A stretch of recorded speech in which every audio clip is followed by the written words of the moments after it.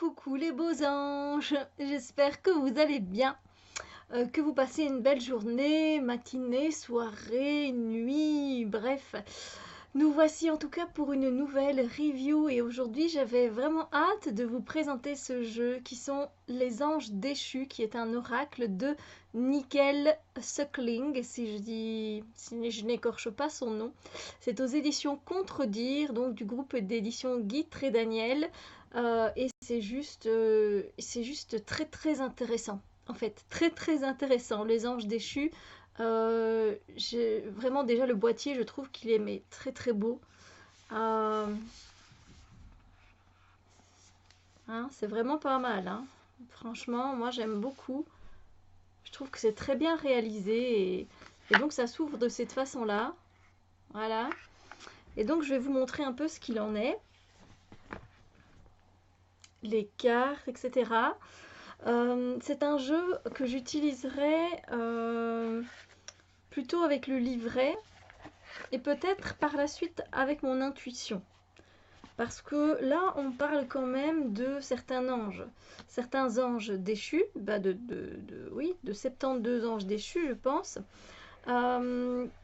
Et du coup, voilà, c'est comme si je faisais de l'intuition avec une carte sur Raphaël et que je ne parlais pas de guérison ou autre chose qui le concerne. Ça ferait quand même un peu bizarre, hein, vous trouvez pas? Donc du coup, c'est pour ça que avec cet oracle-là, moi je vous conseille de travailler avec le livret. Et peut-être qu'après, à l'intuition, c'est faisable, hein. C'est pas que c'est pas faisable. Je pourrais le faire même maintenant, mais je sais pas, j'ai envie de travailler avec le livret, peut-être plus apprendre à les connaître, ces anges déchus. Voilà. Alors, dans un premier temps, ça m'intéressait pas vraiment, en fait, les anges déchus, parce que je pensais que ça avait une connotation assez négative. Et en fait, pas du tout. Finalement, ce sont juste des anges qui ont eu une expérience, mais que cette expérience, elle l'a ratée, tout simplement. Ils n'ont pas réussi. Et du coup, ben, comme ils n'ont pas réussi leur mission, eh bien, ce sont des anges déchus. Mais ce ne sont pas des démons. Ça, c'est la différence à bien faire entre les démons et les anges déchus, parce que généralement, on pense souvent que ceux qui ne sont pas des anges, du coup, sont directement des démons. Les anges déchus, non, c'est juste qu'ils ont failli à leur mission et voilà qu'ils se retrouvent déchus, mais il y a beaucoup à apprendre justement de leur expérience qu'ils ont vécue et qu'ils ont ratée. Justement, eux, c'est comme ça qu'on apprend dans la vie, on apprend de nos erreurs. Donc voilà, moi je trouve que c'est très intéressant de ce point de vue-là. Du coup, je vais vous lire un peu la quatrième de boîte. Je suis désolée pour le reflet qu'il y a énormément aujourd'hui, mais c'est vrai que la luminosité n'est pas encore top top. Alors, qui peut nous guider dans la vie mieux que les anges déchus? Ces anges légendaires, tombés en disgrâce et bannis du paradis, observent notre monde et connaissent tous les mécanismes invisibles qui gouvernent notre vie. Sur chacune des 72 cartes magnifiquement illustrées, vous découvrirez un ange déchu, son histoire personnelle et son message de sagesse. Zépar, l'ange qui incite les femmes à aimer les hommes, révèle les pièges d'une liaison amoureuse. Gusion, qui voit le passé, le présent et l'avenir, exhorte à se laisser guider par son intuition. Tandis que Shax, qui prend l'apparence d'une cigogne, avertit de la nécessité de préserver sa santé. Voilà, choisissez une carte au hasard et consultez le livre d'accompagnement pour l'interpréter. Vous aurez un aperçu de votre journée et vous vous sentirez guidé, fort et protégé. Donc il y a 72 cartes, donc le boîtier, donc à l'intérieur, il y a ce livret, il est très fin. C'est dommage qu'il n'y ait pas plus d'explications sur les anges. Ça, c'est un peu ce que je regrette. On n'a pas énormément. Pour vous montrer un peu, voilà, on a la carte en couleur qui est représentée. Ensuite, on a des mots-clés, le nom et une petite description. C'est assez minime, mais néanmoins, c'est toujours ça. Et on a évidemment les cartes. Hier, j'ai tiré cette carte-là et j'avoue que c'était vraiment une journée très en harmonie et très sympathique. est très en... C'est Amdusias, c'est un ange déchu qui parle surtout des relations et de rassemblement avec la famille, avec les amis, etc. Donc, et être en harmonie avec ces relations-là. C'était très intéressant parce que c'était tout à fait le cas. Donc voilà. Je vais vous montrer un peu le livret, hein, comment il est constitué. C'est très intéressant en tout cas. Je ne regrette pas. C'est vraiment une belle découverte et j'espère que ce sera une belle découverte pour vous aussi. On a la table des matières. Donc c'est un jeu qui est sorti quand même il y a un bout de temps, hein. Il est traduit enfin, il est sorti la première fois en 2011. Voilà, en Angleterre. On a une introduction qui est très intéressante justement de comment distinguer les anges des démons qui peuvent nous guider dans notre vie. Puis aussi les anges déchus, hein, qui sont tombés en disgrâce, qui ont été bannis du paradis pour différentes raisons, etc. Et donc c'était très très intéressant. Et on parle beaucoup aussi du sceau de Salomon et du texte de Salomon, parce que Salomon parle beaucoup des anges déchus. Donc c'est vraiment très intéressant à lire. Moi, j'étais très curieuse. Puis on a l'origine des cartes. Donc on parle apparemment d'un certain Jean Weir qui a vécu donc aux alentours des années 1515 jusqu'à 1588, qui était un docteur hollandais, mais qui avait des idées progressistes pour son temps et qui croyait aussi à la magie. Donc voilà. C'est pas énorme à lire, hein, donc après c'est bien, on parle du sexe des anges. Et puis alors, on va voir aussi que généralement les anges sont reliés aux éléments et aux planètes. Et donc c'est bien parce qu'à chaque fois, ils donnent des exemples, hein. Donc ici sur le côté, pardon, vous avez à chaque fois un ange déchu qui représente l'élément eau, l'élément air, etc. Et c'est intéressant. Et puis on a les planètes aussi. Comment disposer les cartes. Et là, on a plusieurs exemples de tirages qui sont encore une fois très bien faits parce qu'il y a à chaque fois des échantillons d'interprétation. Donc ça peut vous aider si vous avez envie de travailler avec ce jeu un peu plus profondément. Voilà, on explique là le sceau de Salomon qui est très bien fait finalement. On a encore une fois, avec le sceau de Salomon, le tirage, mais aussi un échantillon d'interprétation juste à côté avec les cartes. Donc ça, c'est vraiment pas mal quand on débute et qu'on ne connaît pas le jeu. Il y a pas mal de tirages. Donc après, il y a la pyramide de 7 cartes. Et ensuite, on passe directement, donc... voilà. On va essayer. Je vais essayer de me rapprocher pour que vous voyez un peu mieux, mais je fais pas trop le focus. Donc on a l'élément, donc on a le nom de l'ange, on a également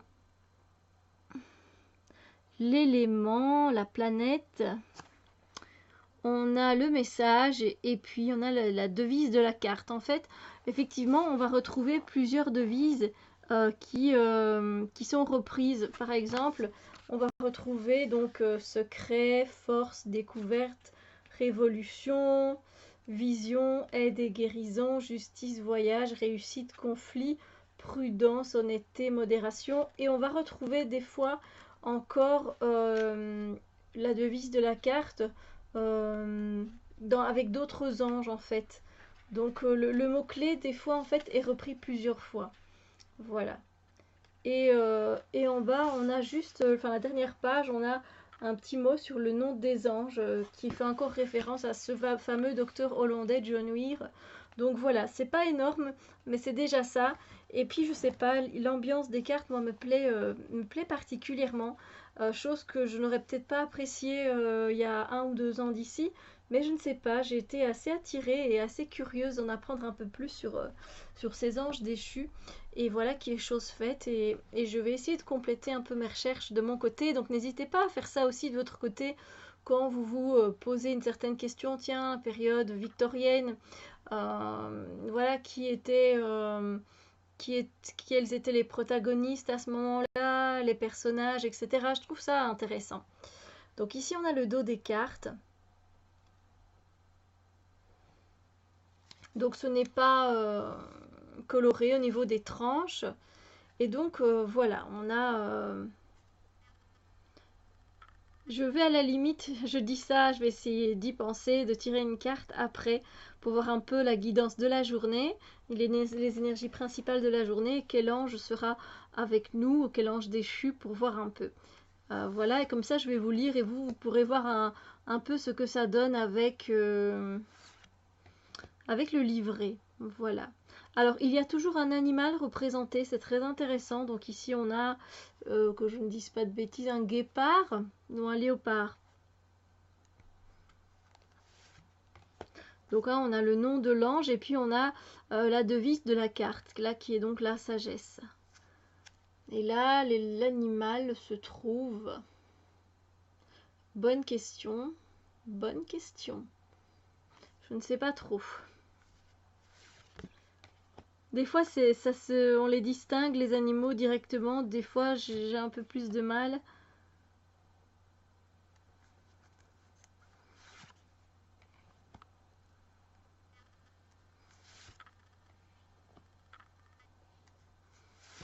C'est particulier hein, comme ambiance. C'est clair que c'est un deck qui peut être utilisé à tout moment, hein, je dirais.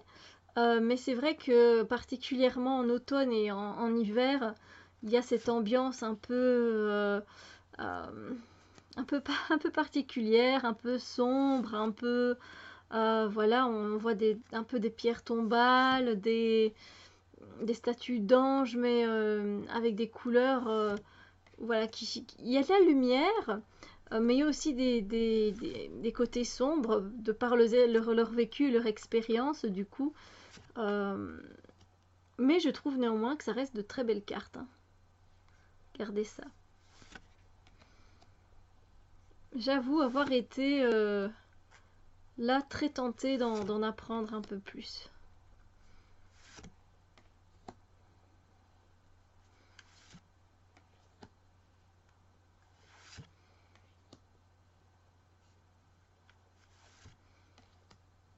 N'hésitez pas à faire pause si vous voulez voir les cartes un peu plus longtemps.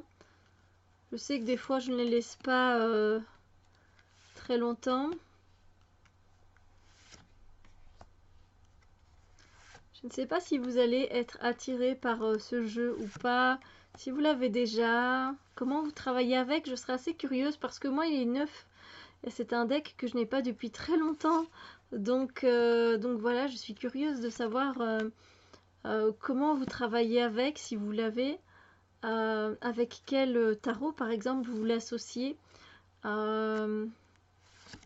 Oui.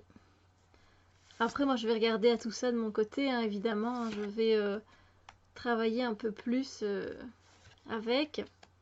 Mais j'avais vraiment envie de vous le présenter.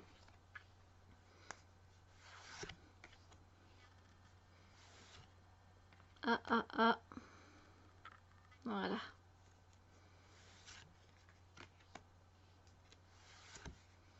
Alors, outre cet aspect un peu religieux, vous savez, moi je suis pas catholique, donc voilà. Mais j'ai plusieurs croyances, mais c'est pas parce que vous n'êtes pas catholique que vous ne pouvez pas accéder à ce jeu. Hein. Je veux dire, ce n'est même pas parce que vous ne croyez pas aux anges que vous ne pouvez pas avoir ce jeu non plus. Hein. Vous pouvez tout à fait vous l'acquérir. Justement, ça peut être très intéressant. Mais on voit beaucoup de temples, de croix, évidemment, parce que les anges sont reliés quand même à beaucoup de religions. Donc voilà, à l'espoir, à la foi.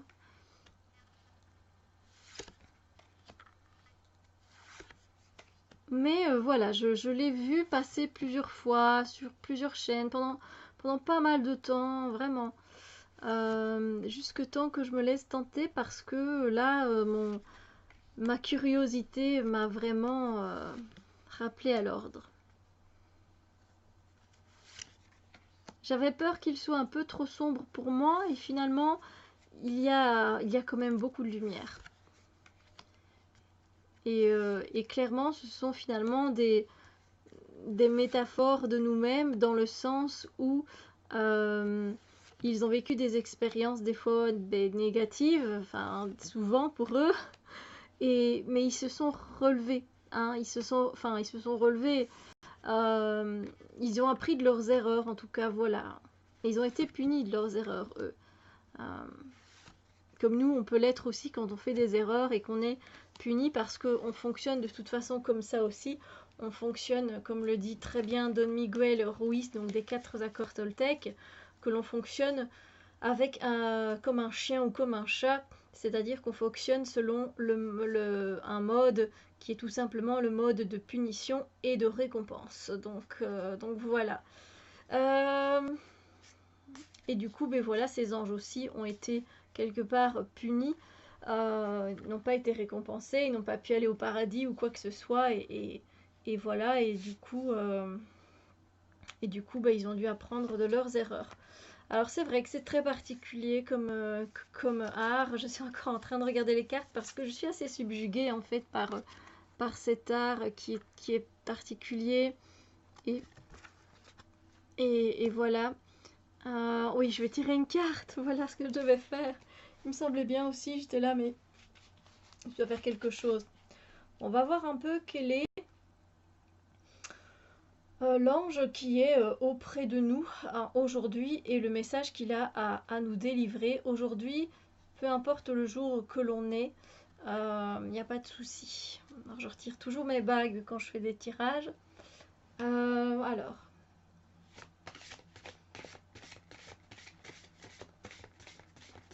Quel ange est avec nous aujourd'hui? Quel est son message? Quel ange est avec nous aujourd'hui? Et quel est son message? Quel ange est avec nous aujourd'hui et quel est son message? Quel ange est avec nous aujourd'hui et quel est son message? Alors là, il y a 2 cartes qui sont tombées, donc je ne vais pas les prendre en compte. Alors.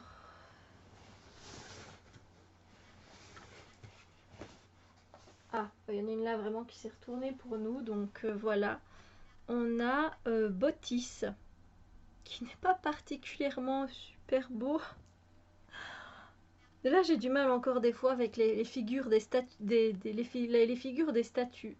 J'avoue. On a Bottis qui va nous parler de justice pour aujourd'hui. On voit apparemment un serpent. Mais on voit aussi que cet ange, il a des oreilles particulières et une figure qui n'engage pas spécialement. On n'a pas spécialement envie d'aller vers lui. Hein, moi, c'est ce que je ressens. Hein, il est un peu effrayant quand même, Bottis. On va voir un peu quel est son message parce que il nous parle donc de justice pour aujourd'hui. Bottis, donc le 9. Alors, ah ben c'est pas là. Voilà. Bottis, également dit Otis parce qu'ils ont plusieurs noms des fois, donc voilà. Alors, au niveau, qu'est-ce qu'il a à nous transmettre? Donc c'est l'élément de la Terre. La planète, c'est Mars. Ok. Alors, le message, une douleur de courte durée mène à un accord juste et durable. Bottis peut apparaître dans les rêves et les visions sous la forme d'un serpent monstrueux et terrifiant. Sous sa forme humaine, il a l'apparence d'un guerrier pâle avec de longs cheveux, 2 cornes sur le front et des dents pointues. Il porte une épée acérée avec laquelle il administre la justice, tranchant au cœur de la confusion pour révéler les causes profondes des disputes. Il donne le courage de faire des choix difficiles et même si les bons choix paraissent durs et sévères à court terme, il mène à la paix et à la réconciliation au bout du compte. Voilà. Écoutez, vous me direz des nouvelles. Moi, je dois dire qu'ici, c'est vraiment le début de la journée, donc je ne peux pas vraiment vous dire où se situe cette énergie de justice pour le moment. Mais voilà, c'est très intéressant. Donc voilà, n'hésitez pas à me dire ce que vous en pensez. D'accord? Et si vous avez envie de vous le procurer, si pour le moment pas vraiment, ou voilà. Dites-moi ce que vous en pensez et puis moi je vous souhaite une belle journée et on se retrouve très bientôt pour d'autres vidéos. Bisous lumière.